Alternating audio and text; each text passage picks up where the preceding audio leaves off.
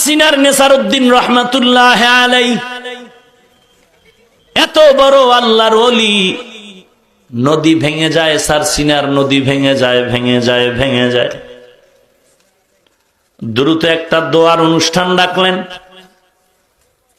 ওই দোয়ার মজলিসের মধ্যে এক মজজুব আল্লাহর আশিক সারসিনার নেসারউদ্দিন রহমাতুল্লাহ আলাইহির হাতে গড়া একজন পাগল, মোকামিয়ার পীর হাসনা পাগলা।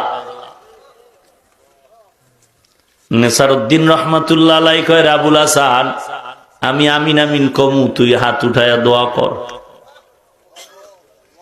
হাসান কয়, হুজুর বললেন কি? কয় কর।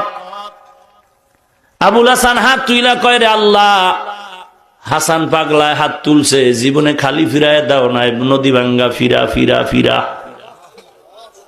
এটা কইতে না কইতে হাসান নদীতে ঝাঁপ দিল।